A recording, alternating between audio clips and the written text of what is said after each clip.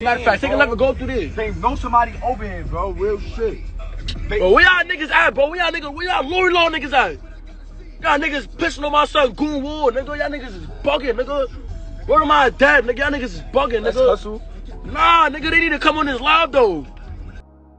Who make videos early morning for no reason, Briss. Go past my son CJ crib and see Blue Crip to do nothing. You're not tough. I'm telling you, come down the block on live, nigga. You like, no. Get the fuck out of here, that nigga. You trying to link niggas that sleep. I'm up. Link me. You on my side, link me. Come down the block, nigga. Where the bro you ain't want to come down the block, nigga? You know what's up. Hey, bro, you can say whatever you want, bro, for this live, bro. Word of bro, everybody know my...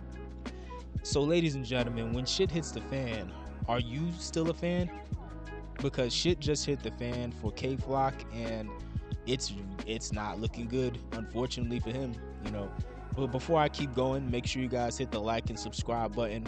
My name is Mfasis. I'm an artist and a content creator who likes to talk about certain music topics that interest me. So as far as this K-Flock situation, the rapper K-Flock, he was a young drill rapper out of the Bronx. He became really popular and viral during the early 2020s. And it was mostly for being on social media and chasing down his ops and arguing with his ops on social media. And he got arrested in 2021 at the age of 18 because of several shootings in the Bronx that allegedly he may have been connected to. And he's been in jail ever since. So now he's 2022 and he just got sentenced. He was found guilty of several things and he's officially been sentenced to 30 years in prison. So by the time he gets out, he'll be like more or less 50 years old, something like that. And it's an interesting thing to witness because honestly, I don't want to hear anybody say free him. Not that I don't have anything against him personally.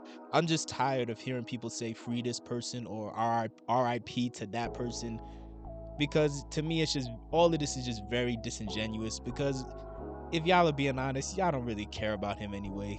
Like when he gets out in 30 years, like in the year 2055, none of you are gonna care. Like none of you. Like so I don't see the point of y'all saying free him as if y'all actually are worried about his well-being.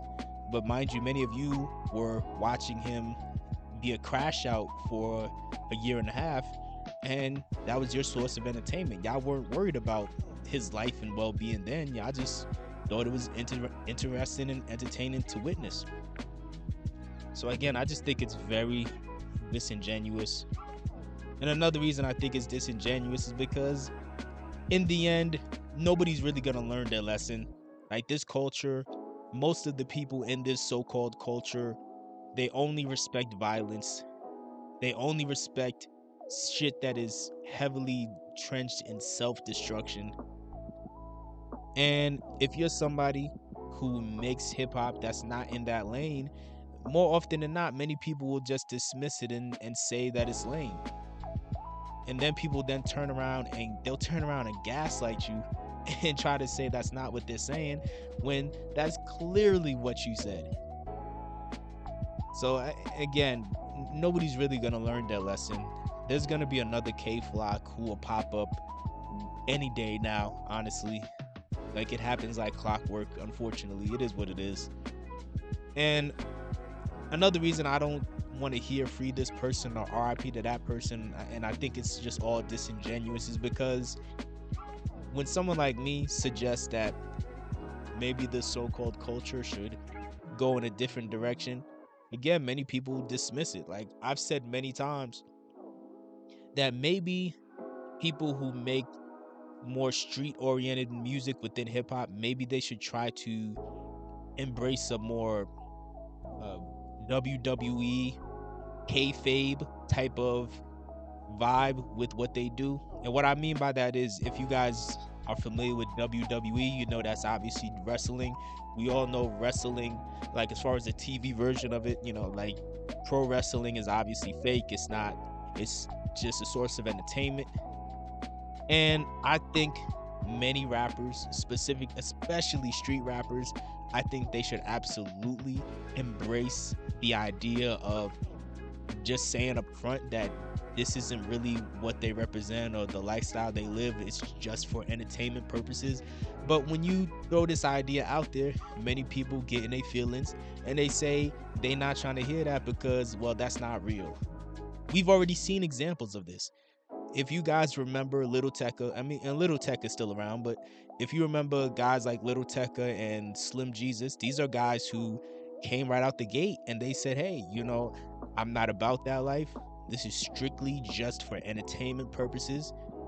And instead of everybody else seeing the potential and abandoning the concept of trying to be real and just emphasizing the fact is that it's entertainment, so people can maybe be less likely to be real life crash outs like K-Flock.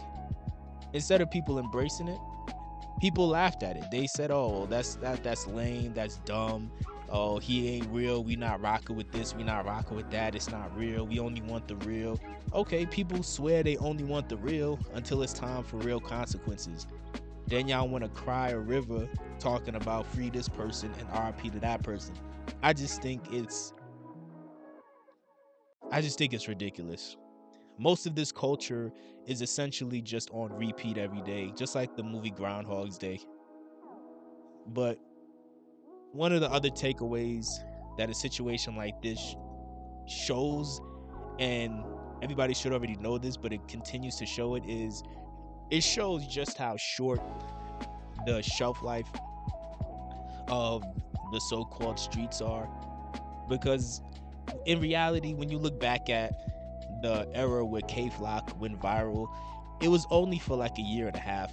Like, it was literally from 2020 to 2021. You talking about a year and a half, and off of that year and a half, he now has essentially he has to sacrifice the next 30 years of his life.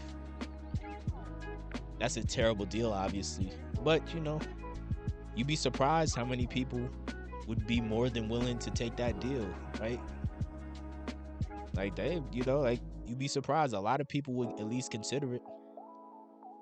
It's to a lot of people that would be tempting, but again, I'm not here to say if it's right or wrong, but again, I'm just pointing out, a lot of people will definitely think that is tempting. But this isn't just a K-Flock thing. Anytime you look at these people who may be considered street legends or hood famous, it's a very short window of time. Like, you think about the movie Paid in Full, which is like a hood classic, right? The actual story, like the true story that Paid in Full is based off of, all of those events, well, some of those events in the movie were exaggerated, but all of the events that did happen, I mean, all of that stuff happened in like a 3 or 4 year window? Like, it was in a very short window of time that all of that stuff took place. And you gotta think to yourself, is it really worth all the consequences you're gonna have to deal with after the fact? But again, to some people it is. And to K-Flock, at least when he was 18, he clearly felt that it was. I'm sure now he probably doesn't think that, but unfortunately, now it's too late. Almost like what's that movie? Almost like the movie Menace to Society, where the main character's grandparents asked did he care if he lived or died, and by the time he actually realized he did care, it was already too late. But either way, let me know. Matter of fact, don't let me know. I'm out.